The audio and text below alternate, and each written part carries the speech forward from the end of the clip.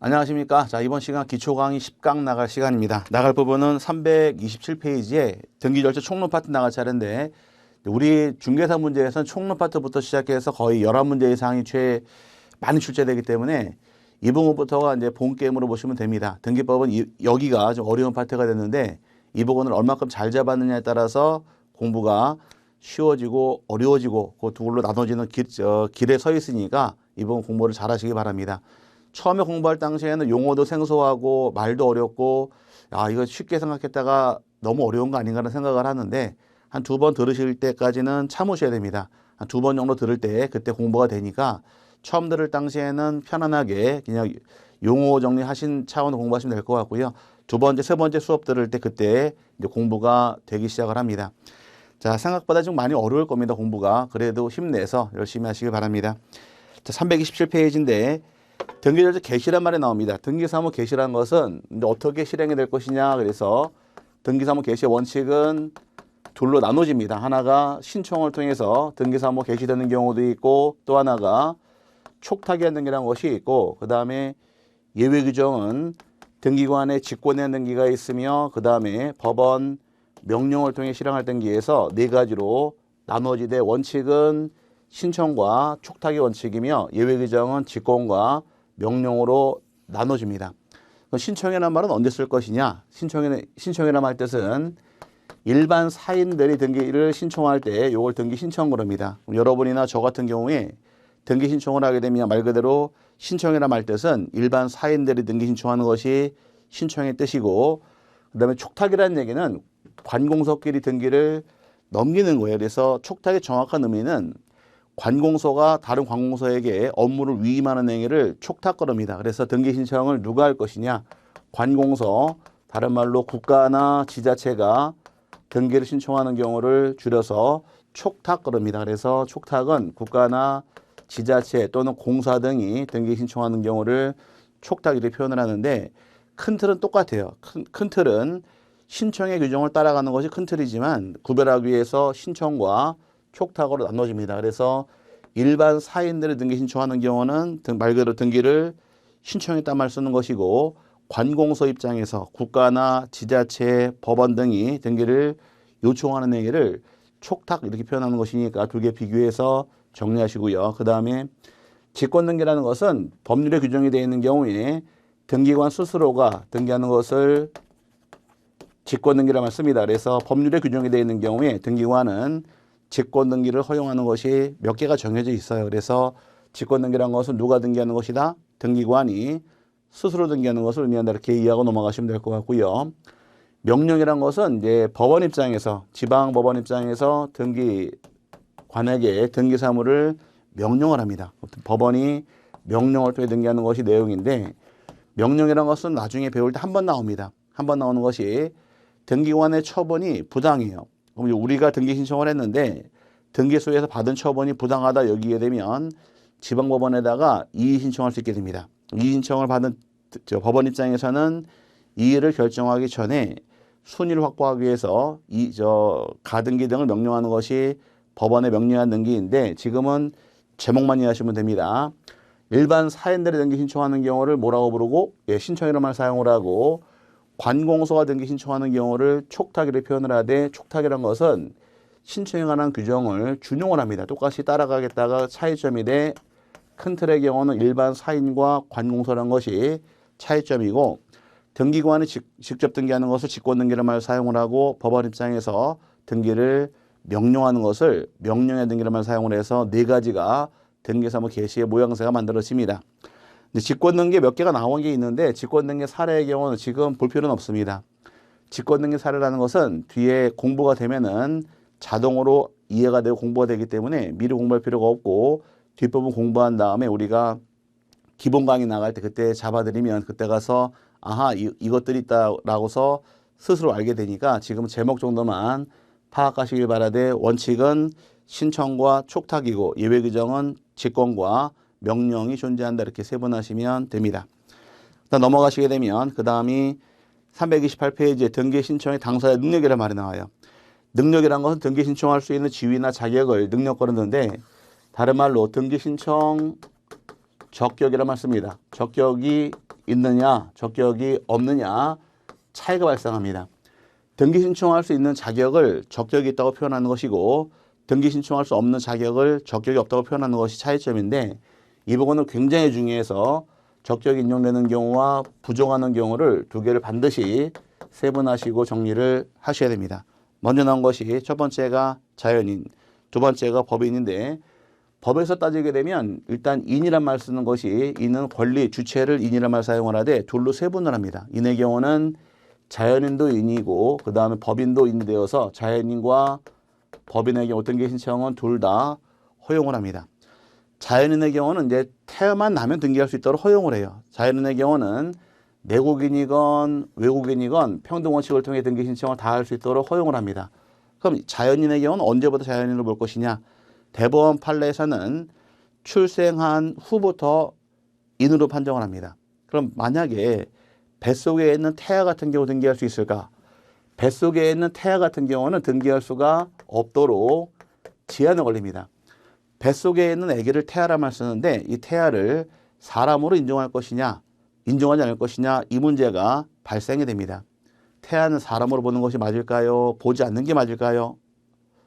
학자들은 반씩 갈라집니다. 학자들의 경우는 태아도 사람으로 인정할 때가 되지 않았느냐라고 보는 학자들이 있고 무슨 소리야? 태아라는 것은 산모의 신체 일부에 불과한 거지 아직은 사람으로 볼 수 없다는 것이 일부 학자들의 견해예요. 그럼 누구 말이 맞느냐? 선을 거줘야 되는데 대법원 판례에서는 태아는 출생하기 전까지 등기할 수 없도록 제한이 걸리기 때문에 태아는 등기할 수 없도록 제한된다 이렇게 자꾸 넘어가시고요. 여러분 교재에서 원칙은 의사 능력, 행위 능력을 불문하고 누구나 등기 신청할 수 있는 자격이 인정이 됩니다. 하지만 태아의 경우는 등기 신청할 수가 없도록 제한이 걸리니까 태아는 출생 후에 등기하는 거지 태아인 동안 등기를 허용하지 않으니까 주의하시되 외국인의 경우도 상호주의를 통해서 인정을 해줍니다. 가장 좋은 사례가 외국인의 경우는 중국 사람 이해하시면 될 것 같아요. 우리나라가 1984년인가 중국이랑 수교가 됩니다. 수교가 되고 중국 여행도 자유롭게 왔다 갔다 하면서 이제 길이 열렸죠. 열리면서 서로 상호주의를 통해서 왕복할 수 있으면서 또 서로 부동산 취득할 수 있도록 인정을 해주다 보니까 우리나라 사람의 경우도 중국 가서 부동산 매입할 수도 있고 중국인도 우리 땅 매입할 수 있도록 허용을 하다 보니까 상호주의를 통해서 서로 인정이 될 경우 등기할 수 있는 것이 외국인의 능력으로 이해하시면 됩니다. 그 다음에 두 번째 나온 것이 법인이에요. 법인의 경우는 이제 법인의 경우는 다 등기합니다. 법인의 경우는 일단 설립하는 주체가 우리가 정부안을 작성한 다음에 그 다음에 주무관청, 주된 사무를 관장하는 관청의 허가를 받고 법인으로서 설립 등기를 마친 경우에 우리가 법인 그럽니다. 법인이라고 칭하는 것은 법인 등기가 된 단체를 법인을 쓰는데 법인의 경우는 공법인이건 사법인이건 영리법인이건 비영리법인이건 불문하고 등기 신청은 다 가능한 것이 법인의 개념이 됩니다. 근데 법인의 경우 하나 주의할 것이 공법인이라는 것이 나와요. 공법인의 경우는 국가 등을 공법인 그러는데 국가나 지자체 등기는 다 가능합니다. 하지만 등기 못하는 것이 누굴 못하느냐? 공법인 중에서 읍과 면은 등기 능력을 제한당합니다. 읍면의 경우는 이제 자치단체가 아니기 때문에 등기할 수 없도록 제한이 걸리니까 이제 요걸 제외하고 국가 등기할 수 있고 서울특별시, 경기도 등기할 수 있으며 그다음에 성남시, 그다음에 종로구청 다 등기는 가능합니다. 다 가능하되 읍면만 등기를 제한당하니까 주의를 하시길 바랍니다. 그다음에 네 번째 중요한 겁니다. 이번에는 이 법인은 아니지만 법인 아닌 사단과 재단 그럽니다. 법인 아닌 사단과 재단 등기 신청할 수 있느냐? 등기 신청할 수 있도록 인정을 합니다.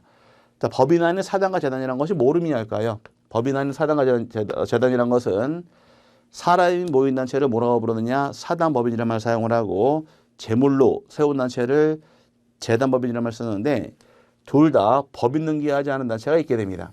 대표적인 예가 우리가 모이는 친목회, 동창회 이런 모임은 사람 모인 단체가 있어요. 하지만 법인 등기하지 않고 모이는 단체다 보니까 법인이 아닌 사단, 재단 그럽니다. 하나 예를 들어서 여러분하고 저하고 가입한 친목회가 있다 가정을 합니다. 이 친목회가 1심회라는 친목회가 있다 가정을 할 경우에 이 의심하는 친목회가 사람이 많이 모인 단체가 있게 됩니다. 이 단체의 대표자가 A예요. 대표자가 만약에 A란다 있다 가정할 경우에 1심에서 회비를 걷어서 건물을 매입을 합니다. 1심에가 건물을 매입했을 경우에 이 건물을 등기할 때 어떻게 등기할 것이냐 물어보는 게 문제입니다. 여기서는 다 이 건물을 취득한 자 누가 취득했나요? 대표자 A가 취득했나요? 1심회가 취득했나요? 1심회가 취득했죠. 1심회가 등기 권리자 의무자가 되면서 1심회 명의로 등기를 하게 되어 있는데 신청은 누가 하느냐? 이 회원들이 다 몰려왔다가는 정신없으니까 신청은 대표자가 신청하도록 규정을 해서 신청은 대표자가 신청하시되 명의는 1심의 명의로 등기하는 것이 과정이 되므로 법인 아닌 사단과 재단 등기 신청할 수가 있도록 허용을 합니다. 그럼 만약에 여러분이 여기서 출제를 한다 가정했을 경우에 자연인 출제하실 건가요? 너무 쉽죠? 법인 출제하실 건가요? 너무 쉬워요. 그럼 법인 안에 사단과 재단 같은 경우는 조금의 공부가 좀 필요하니까 이 부분은 중요해서 여러분 교재를 읽어보게 되면 종중, 문중, 그 밖에 대표자나 관리인이 있는 법인 아닌 사단이나 재단에 속하는 부동산 등기에 관하여는 그 사단, 재단을 등기 권리자 또는 등기 의무자로 한다. 취득할 때는 권리자가 되고 팔아먹을 때는 의무자가 되면서 신청을 누가 하느냐 대표자가 하게 돼 있으니까 이 관계를 잘 파악하시기 바랍니다. 이게 중요한 거예요. 자, 법인 아닌 사단과 재단 등기 신청할 수 있습니다. 명의 누구 명의? 사단, 재단 명의고 신청은 대표자와 관리인이 돼 있으니까 이 그림을 잘 파악해서 세분하는 것이 중요합니다. 기출문제의 경우는 여기서 문제가 한 4번 정도 출제를 했기 때문에 이거 굉장히 중요한 것으로서 나중에 이제 기본 강의 나갈 때에도 굉장히 중요하게 다른 부분이 바로 이 부분이에요. 이거 잘 파악하시고요. 어쨌든 자연인 등기할 수 있고 법인도 등기할 수 있으며 법인 아닌 사단과 재단 등기 신청은 가능하다 이렇게 참고하시되 법인 아닌 사단과 재단 같은 경우는 명의는 사단, 재단 명의이고 신청은 대표자가 한다는 점 꼭 참고해서 정리를 해놓고 넘어가시기 바랍니다. 여기는 여러분이 들어가면 돼요. 여러분이 모여있는 단체가 있더라 친목회가 건물을 샀을 경우에 친목회 명의로 등기를 신청할 수가 있는데 신청은 누가 하느냐 대표자가 신청한다 해서 이 그림을 잘 파악하시면 조금의 도움이 될 겁니다. 그 다음에 5번째 민법상 조합 등기할 수 있느냐. 여기 좀 어려운데요. 자, 민법상 조합이라는 것은 우리가 알고 있는 조합과는 서로 상황이 굉장히 다릅니다.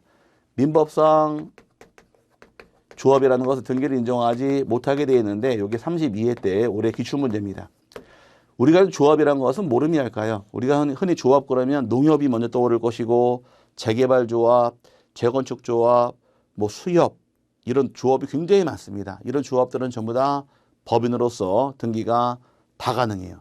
근데 민법상 조합이라는 것은 요건 성질이 계약입니다. 계약. 우리가 계약으로 칭하는 것이 민법 공부를 하시게 되면 민법계약법에 15가지의 계약이 실려 있어요. 민법상 계약이 몇 가지가 있더라?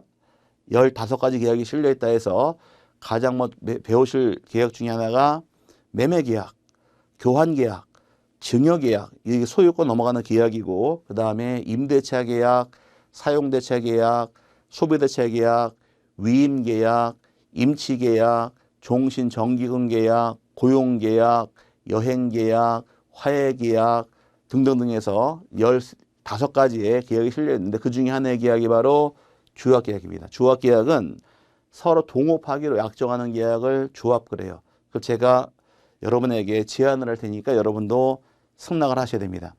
자, 제가 1억 원 내고 여러분 1억 원 내서 같이 2억 원으로 우리 이 건물 1층에서 식당 동업하실래요? 라고 제가 제안을 했습니다.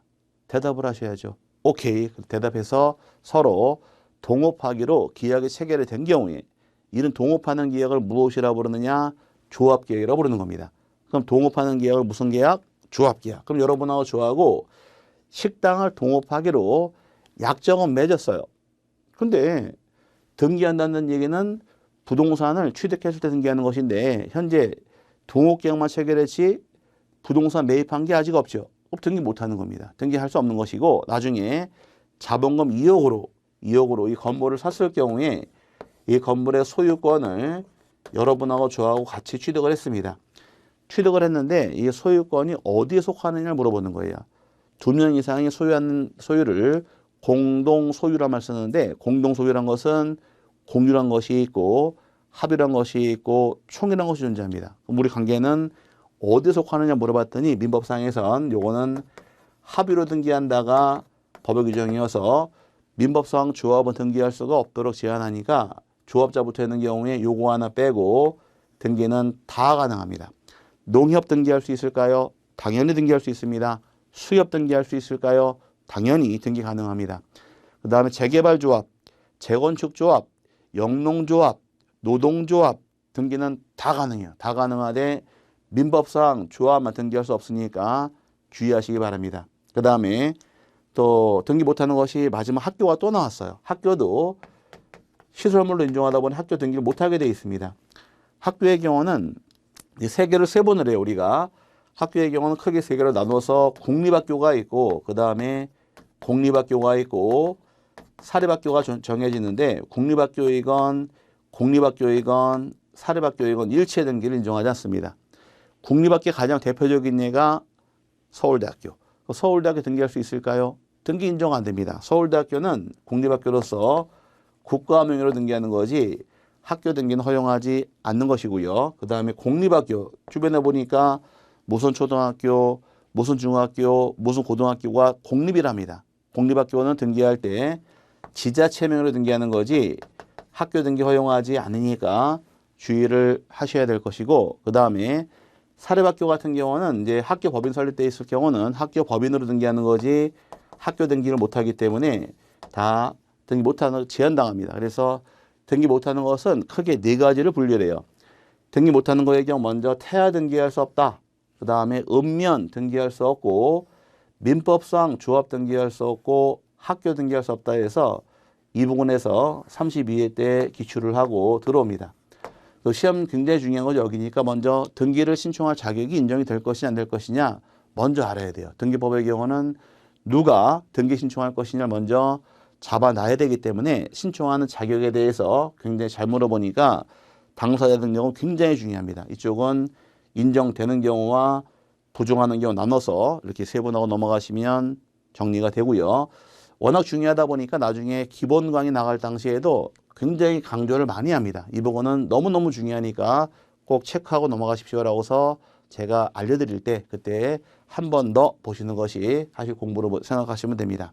그 다음에 페이지 329페이지 가서 이번에는 등기 신청을 어떻게 할 것이냐. 자, 등기는 신청이 원칙입니다. 신청이 원칙인데 신청할 당시에는 등기 권리자와 등기 의무자가 공동으로 신청하도록 규정을 합니다. 공동 신청한다는 얘기는 이제 권리자가 누구인지 의무자가 누구인지 따지셔야 돼요. 그래서 신청을 공동으로 하는 것이 원칙이다 보니까 공동 신청할 당시에는 등기 권리자가 누구인지 등기 의무자가 누구인지를 분석을 잘 해놔야지만 뒤로 갈수록 공부가 쉬워지니까 이 개념을 반드시 세분하셔야 돼요. 여러분 교재에서 절차법상 개념이 나와 있고 실체법상 개념이 나와 있는데 절차법이란 것은 등기법을 의미하고 실체법은 민법을 의미합니다. 그럼 등기법만 정리해 드릴게요. 절차법이란 것은 이제 등기법상 개념으로서 절차법의 경우는 누가 권리자가 될 것이냐 물어봅니다. 등기법의 경우는 따지는 기준이 여러분 교재에서 등기부상 명인이 되는 자, 이익 보는 자 나와 있고 그 다음에 등기부상 권리를 상실하는 자, 등기 의무자로 나옵니다. 그럼 등기법의 경우는 등기를 통해서 권리를 얻은 자, 이익 보는 자가 등기 권리자 입장이고 불이익 있는 자가 등기 의무자다가 기본 틀이에요. 그래서 이 사례들을 한번 가볍게 집어넣어 보자고요. 자, 기본적인 틀의 경우는 만약에 이 집에 대해서 이제 매매 계약을 체결한 다음에 등기 신청한다 가정을 하나 해보자고요. 자, 이 집에 대해서 이제 갑하고 을하고 둘이서 소유권이 있는데 둘이 매매 계약을 체결했습니다. 그럼 1순위에 갑의 소유권 등기되어 있다가 매매 계약을 통해서 을에게 어떤 등기 해줘야 될까요? 소유권 이전 등기 해줘야 되죠. 그럼 이제 매매 계약을 체결하고 대금을 다 지불한 다음에 2순위로 을 앞으로 소유권 이전 등기를 하게 되면 등기부상 누가 소유권을 취득했나요? 을이 취득했죠. 을이 취득하는 자 이익 받습니다. 이익 보는 자가 되고 등기부상 갑이 을에게 소유권 넘겨주자마자 갑은 소유권을 잃어버립니다.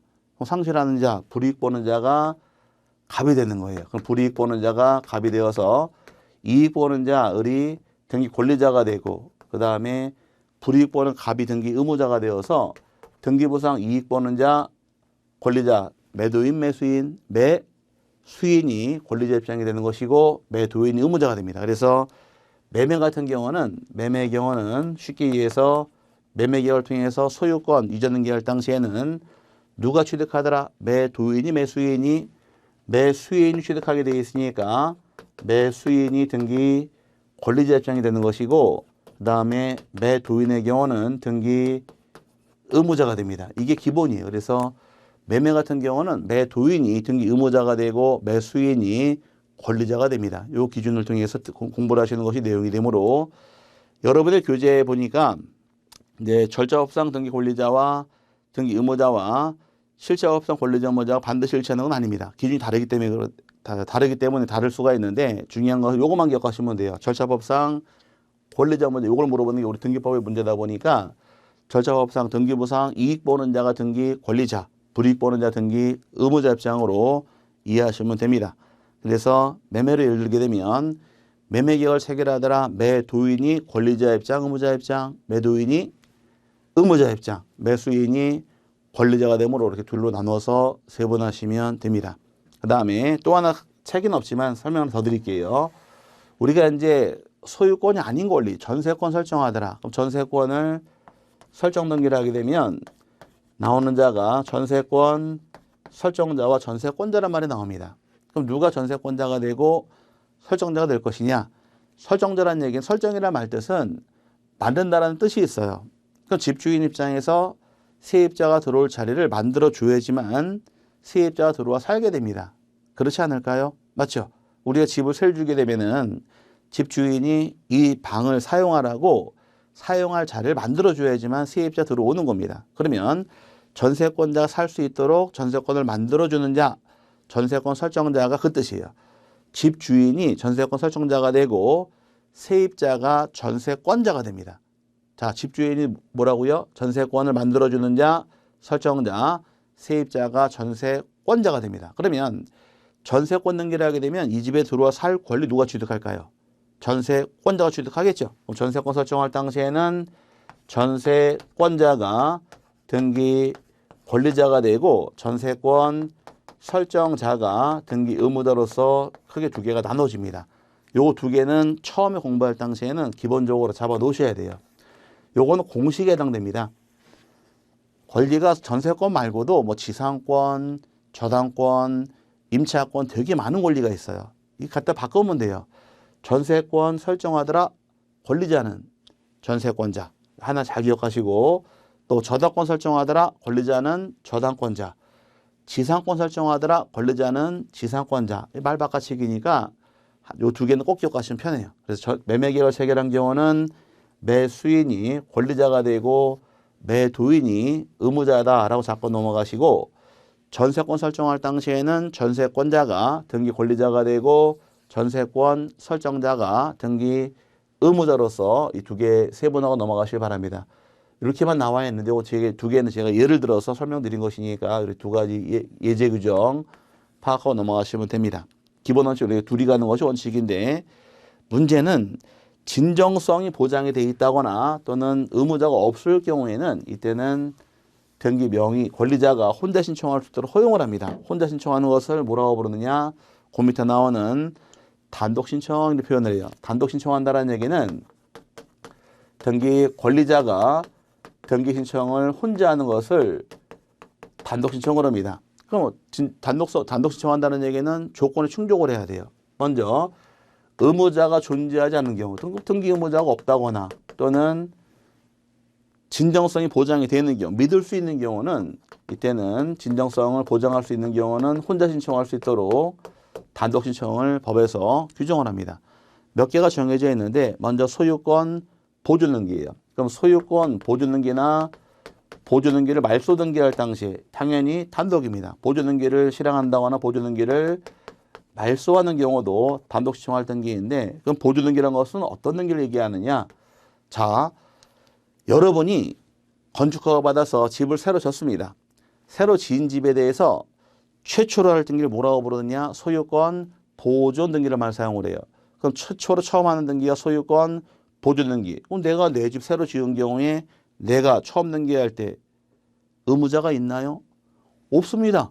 의무자가 없으니까 혼자 신청할 수밖에 없으므로 단독 신청하는 것이 기본 개념이 되어서 최초로 등기할 때가 최초로 건물을 신축한 다음에 등기하는 경우를 예를 들시면 이렇게 쉬워질 겁니다. 그 다음에 두 번째 나온 것이 상속이나 법인 합병에 따른 포괄승계란 말이 나오는데 상속을 받은 경우도 단독 신청할 등기이고 그 다음에 법인에 합병이 있는 경우도 단독 신청할 등기로서 인정을 합니다.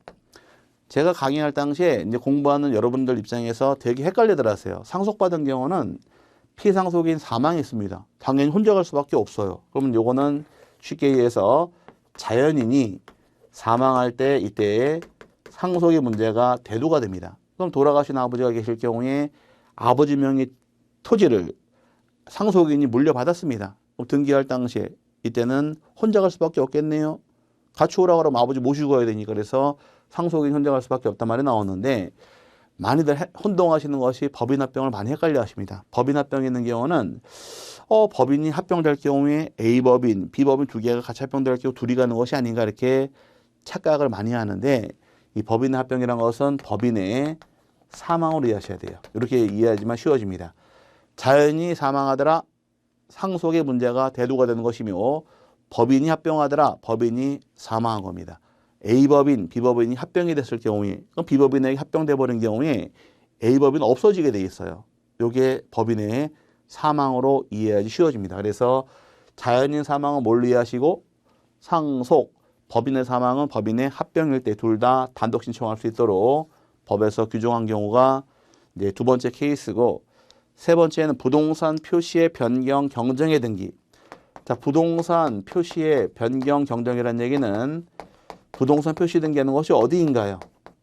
우리가 등기부 양식 배울 때 등기부란 것은 표제부가 있고 갑부가 있고 을구가 있다 이렇게 세 번에 배웠는데 표제부에는 부동산 표시가 나옵니다. 이 표제부 등기로서 소유권자가 단독 신청하도록 규정한 것이 내용이 됩니다. 그럼 예를 들어서 토지 등기부에는 표제부에 토지의 소재나 지번, 지목, 면적이 등기가 됩니다. 그럼 등기된 이후에 토지의 소재, 지번, 지목, 면적 등이 바뀌는 경우에 이때는 소유권자 스스로가 혼자 신청할 수 있도록 허용하는 것이 나와 있고 그 다음에 마지막으로 나온 것이 등기 명의인 표시의 변경 경정 등기란 말 씁니다. 자, 등기 명의인 표시 변경이라는 말이 나왔는데 등기 명의인이 누굴까요? 이제 앞으로 굉장히 많이 써먹을 말인데 등기 명의인은 등기부상 권리자를 등기 명의인 그럽니다. 누구라고요? 등기부상 권리자. 그 등기부상 권리자가 등기 명의인의 뜻인데 그럼 여러분이 만약에 여러분 집에 권리자라고 가정했을 경우에 여러분 집에 소유권자일 경우는 어떻게 표현하느냐? 소유권의 등기 명의인 그럽니다. 뭐라고요? 소유권의 등기 명의인. 그 소유권자가 누구인가에 대해서 등기되는 것은 권리자의 성명, 그 다음에 주소, 주민번호가 등기가 됩니다.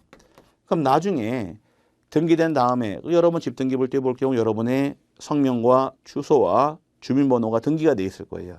나중에 내가 개명을 했다거나 이사 갔을 경우에 성명, 주소가 바뀌게 됩니다. 이때 실행할 등기를 등기 명의인 표시의 변경 등기라고 부르는 것이 내용인데 이거 말고도 굉장히 많이 있어요. 많이 있는데 처음 공부할 당시에는 보존 등기하고 상속만 이해해도 관계될 건 없습니다. 처음에는 보존 등기나 상속 같은 경우는 어떻게 등기하더라? 단독 신청할 등기로서 두 가지 잡고 넘어가시면 되고 신청할 당시 이거 말고도 많이 있어요. 근데 어떤 게 공동이냐, 어떤 게 단독이냐는 공부가 되면은 저절로 알게 됩니다. 저절로 알게 돼 있으니까 일부러 시간 할애해서 외우는 거 아니에요. 암기할 때는 제가 요거는 외우시라고 강조합니다. 몇 개는 외워놓으면은 여러 번 써먹을 수가 있는데 이런 내용들은 공부를 하면서 자동으로 이해가 되고 알게 될 부분인 거지 외우는 게 아닙니다. 자꾸 이제 공부 처음 할 당시에는 이렇게 암기란 말을 많이 하시는데 암기가 될까요, 지금? 암기하는 게 아닙니다, 공부는. 아는 거예요. 알면은 외울 필요가 없어요. 그럼 모르는 거는 암기해도 모릅니다. 그러니까 암기하려고 노력하지 마시고, 아, 이게 이렇게 가는구나. 방향을 잡으시고 이해를 하시는 것이 그 공부하는 요령인 거지. 외우려고 넘겼다가는 지금은 이제 2차 과목으로 인문서 이렇게 조그맣게 나와 있는데 나중에는 책 한 권이 막 이만큼씩 나옵니다. 이만큼이 이만큼 쌓여 있어요. 이걸 어떻게 다 외우시려고. 못 외우니까 하나하나 이해하고 알고 가는 거예요. 아, 이렇게 되는 거구나. 이거구나. 이렇게 알고 가는 게 공부인 거지. 그거를 다 외워서 가려고 노력하시게 되면 정말 힘듭니다. 한국 사람들 교육 문화가 암기식 문화가 너무 자리 잡고 있다 보니까 이 다 암기하려고 넘기시는 큰일 납니다. 암기는 하고 싶어도 못 하세요. 너무 많아서. 그러니까 필요한 거를 한 번 더 읽고 아, 요게 이렇게 가는 거구나. 과정을 이해하시고 정리하는 거지. 알면은 저절로 외워지게 돼 있으니까 꼭 참고하시기 바랍니다. 자, 그 다음에 이제 여기까지 공동신청과 단독을 봤고요. 세 번째 제3자 등기란 말이 나오는데 제3자 등기란 것은 둘로 나눠서 대리인이 신청하는 경우도 있고 또 하나가 제3자 등기도 발생합니다. 그럼 대리인 등기하는 경우와 제3자 등기란 것이 또 어떻게 나눠지는가 따져보자고요. 등기 신청은 우리가 통상적으로 직접 신청하는 것이 모양새가 되겠지만 제3자 등기에서 제3자에게 등기를 맡기는 경우도 있게 됩니다. 그래서 첫 번째가 나온 것이 대리인 등기란 말이 나와요. 그럼 대리인이 등기 신청할 수 있도록 허용을 하는데 이 대리인의 경우는 이제 기본 원칙입니다. 원칙은 등기 신청을 둘로 나눠서 방문 신청할 때가 있고 전자 신청할 때가 있는데 방문 신청할 당시에는 대리인의 경우 능력은 제한이 없습니다. 의사 능력만 있게 되면은 누구라도 다 대리가 될 수 있도록 허용을 합니다. 방문 신청할 당시에는 제한이 없어요. 그럼 우리가 등기 신청을 방문해서 서류를 신청할 당시에는 대리인의 경우는 의사 능력만 있게 되면은 누구나 다 대리가 될 수 있도록 허용을 합니다. 근데 다만 변호사와 법무사가 아닌 한 업을 할 수 없게 돼 있어요. 업이라는 것은 계속되고 반복되고 영리목적으로 할 때가 업인데 법무사에 이해하시면 쉬워지겠죠. 법무사 같은 경우는 계속 반복해서 영리목적으로 등기 업무를 하고 있습니다. 근데 중개사 입장에서는 한두 건은 대리가 될 수 있다 할지라도 업을 했다가는 처벌을 받게 돼 있으니까 나중에 중개업을 하신다 할지라도 등기 사무는 손대지 마시길 바랍니다. 나중에 고발당했다가 무혐의 처분 나온다 할지라도 끌려다니면 조사받는 시간이 꽤 걸리니까 등기는 법무사에게 맡기세요, 그냥. 그래서 좋은 말이죠. 우리가 늘 쓰는 말, 방송에 쓰는 말이 진료는 의사에게, 약은 약사에게, 부동산 와서는 중개는 중개사에게, 등기는 법무사나 변호사에게 맡기게 되면은 이 전문적인 자에게 맡기는 게 훨씬 편하니까 맡기는 것이 나을 수가 있게 됩니다. 내가 셀프 등기하고 싶어요. 혼자 등기 얼마든지 할 수 있습니다. 그건 나중에 얼마든지 할 수 있으니까 등기법을 배우고 나시면은 셀프 등기하는 것도 얼마든지 가능하므로 힘내서 공부를 하시기 바랍니다. 그 다음에 또 등기 신청함에 있어서는 능력은 받고요. 또 자기계약, 그 다음에 쌍방대리도 허용을 합니다. 쌍방대리까지 인정하겠다가 내용인데 자기계약이라는 얘기는 자기란 말이 뭘 의미할까? 우리가 대리를 자기란 말 씁니다. 내가 집을 팔아라 라고 대리권을 줬는데 대리가 집을 사버리는 거예요. 이걸 자기계약이란 말 쓴 것이고 그럼 여러분을 집을 저에게 팔라고 대리권을 줬습니다. 근데 이 집을 제가 사버리는 거예요. 요거를 대리를 하는 것을 자기계약이라고 표현을 하는 것이고 쌍방대리라는 것은 원칙은 민법상에서 금지가 됩니다. 대리라고 칭하는 것은 본인을 위해서 법률행위를 하게 되어 있는데 쌍방대리를 하게 되면 매도인과 매수인을 양쪽 대리했을 경우에 분명히 한쪽으로 기울 수가 있으니까 요거를 금지하기 위해서 자기계약 쌍방대리는 금지 규정이 돼 등기신청은 자기계약 쌍방대리를 허용해 주는 것이 요게 또 하나의 차이점으로서 이제 이해를 하시면 될 것 같아요. 그래서 여러분 교재에서 대리인의 경우는 법정 대리, 임의 대리 다 허용이 되고 그다음에 전자 신청할 때는 따로 정리해 드릴게요. 자기계약 쌍방대리 허용할 것이며 언제까지 대리권이 있어야 할 것이냐. 대리권은 서류를 접수할 때까지 있으면 됩니다. 언제까지? 접수할 때까지 가능하다 해서 그 차이점이 돼 방문 신청할 때는 누구나 다 가능합니다. 근데 문제는 우리가 전자 신청할 수 있도록 법에서 2006년부터 시행이 들어갑니다. 2006년부터 우리나라가 전자신청을 도입을 해요. 전자신청한다는 얘기는 어떻게 하면 쉬워질까요? 전자신청으로 많이들 혼돈들을 많이 하시는데 우리가 은행 가서 돈을 송금하고 입금할 당시 한번 생각해 보자고요. 우리 돈 송금하고 입금할 당시에 이때는 옛날 은행 가서 방문한 다음에 돈을 입금하고 송금했습니다.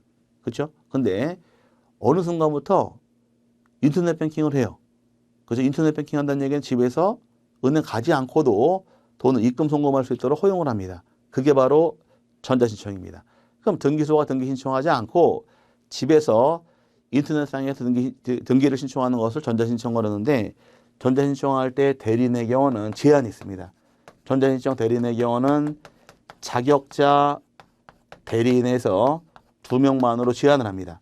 그럼 전자신청 대리인의 경우는 변호사하고 법무사로만 한정을 해서 이 2명만 대리가 될 수 있도록 제한하는 것이 차이점이니까 항상 공부할 때는 차이 나는 부분이 답이에요. 차이가 나는 부분이 답이 되니까 그 차이 나는 부분을 공부하고 넘어가시면 됩니다.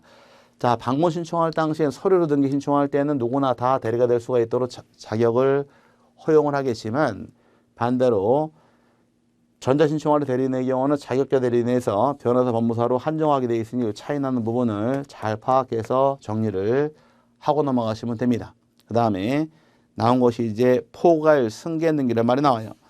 별표 넣으시고 굉장히 중요한데 포괄 승계 등기라는 것은 이제 두 번째죠. 자, 포괄 승계 인해 등기라는 것은 요 집에 대해서 요걸 다른 말로 상속 인해 등기란 말 씁니다. 요 집에 대해 갑과 을이 12월 1일 날 매매계약을 체결했습니다. 매매계약을 체결하고 12월 31일 날 등기 넘기기로 계약을 체결을 해요. 매매계약을 체결하고 둘이 등기 넘기기로 계약을 체결을 했는데 문제는 매도인 갑이 15일 날 등기하기 전에 사망을 합니다. 매매계약 체결하고 사망했을 경우에 이때 이 매매계약 효과가 살아있느냐 소멸할 것이냐 이 문제가 발생하는데 매매계약 체결하고 사망하더라도 매매계약의 효과는 그대로 유지가 됩니다. 그대로 살아있어요. 매매효과는 살아있다 보니까 갑이 해야 될 의무와 권리가 전부 다 갑의 상속인 A란 자에게 다 승계가 돼버립니다. 그럼 상속인이 대금을 받아야 되고 등기 넘길 의무가 발생이 돼버리는 거예요. 이럴 때 상속인이 등기를 넘겨주는데 자기 앞으로 등기를 하고 넘길 것이냐 바로 넘길 수 있느냐 물어보는 겁니다. 이때는 사망 시점을 통해서 사망 전에 매매가 들어왔죠. 그럼 매매가 빨랐나요? 사망이 빨랐나요? 매매가 빨랐죠. 이때는 상속인에게 상속 등기하지 않고 직접 등기 신청할 수 있도록 인정을 합니다. 그럼 매매계약 체결하고 사망이 된 경우에 매매가 빠르다, 사망이 빠르다. 매매가 빠릅니다. 매매가 빠른 경우는 상속인에게 상속 등기하지 않고 직접 등기할 수 있다가 대법원 판례 입장이에요. 그럼 지금 이 사례에서 등기 원인이 뭐가 될 것이냐? 등기 원인은 당연히 매매가 원인입니다. 매매가 원인일 경우 등기 신청은 공동 신청을 해야 돼요. 공동 신청하게 되어 있는데 문제는 매매 계약은 누가 체결했나요? 갑하고 을하고 체결을 했는데 갑이 사망했으니까 갑이 등기할 수 없게 되어 있으므로 갑의 상속인 A하고 상대방 을이 같이 신청하는 것이 내용이 됩니다. 이때 A의 신분이 누구냐? A가 상속인이자 다른 말로 포괄 승계인이어서 이렇게 등기 사례가 만들어집니다. 그러면 포괄 승계 등기란 말이 나왔을 경우는 요거는 뭘로 이해하시느냐? 사례를 기억하시면 돼요. 이때는 매매 후 사망한 경우에 이때 이렇게 사례를 이해하시고 넘어가시면 됩니다. 자, 포괄 승계 등기란 것은 뜻이 뭐다? 매매 후 사망. 매매가 빠르다, 사망이 빠르다. 매매가 빠른 경우는 상속 등기하지 않고 상속인이 또 다른 말로 포괄 승계인이 직접 등기하는 것을 포괄 승계인 등기라고 부른다 이렇게 이해하시면 됩니다. 그 다음에 또 다음 페이지 넘어가서 이제 대위 신청이 마지막인데 대위 신청이란 것은 채권자가 채무자를 대위 신청할 수 있도록 허용을 합니다. 그럼 채무자 갈등기가 있는데 이를 안 하게 되면 채권자가 대신 신청하는 것을 채권자 대위 그래요. 예를 들어서 요 집에 대해서 이제 갑하고 을하고 둘이서 매매 계약을 체결했어요. 체결한 상태인데 매도인이 등기 의무자가 있고 매수인이 권리자가 존재합니다. 그럼 을 앞으로 소유권 이전 등기에 올 게 있는데 이 등기를 만약에 안 하고 있게 되면은 이때 을의 채권자 병이 있더라.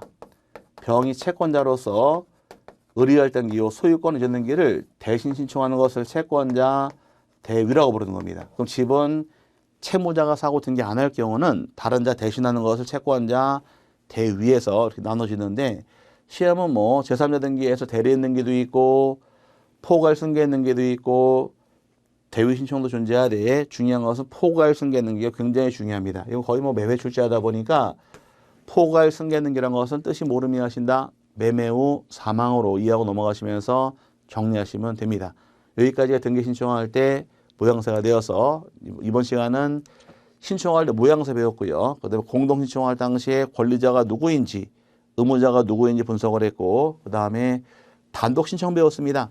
권리자 혼자 신청하는 걸 단독 신청한다 배웠고 그다음에 제3자 등기에서 대리인에 의한 등기 배웠고 그다음에 포괄 승계 등기하고 대위 신청까지 쭉 정리를 했는데 지금은 맛을 본 겁니다. 나중에 기본 강의 들어가시게 되면 양이 쭉 따라붙어요. 내용이. 거기까지 공부를 하기 위해서는 지금 뜻 정도 파악하시되 이 부분에서는 제일 중요한 것이 포괄 승계 등기 잘 파악해서 정리하시기 바랍니다. 포괄 승계 등기라는 것은 모름 이해한다. 매매 후 사망 이렇게 잡고서 뜻을 이해하신 다음에 이해하시면 충분히 따라갈 수 있게 될 겁니다. 이번 시간 여기까지 정리 마치도록 하고요. 다음 시간은 신청 방법부터 해서 다시 또 정리하도록 하고 이번 시간 여기서 마무리하도록 하겠습니다. 이번 시간 배우신 내용 굉장히 중요합니다. 꼭 한번 읽어보시고 정리 한번 하는 시간을 갖기를 바라면서 이번 시간 마치겠습니다. 감사합니다.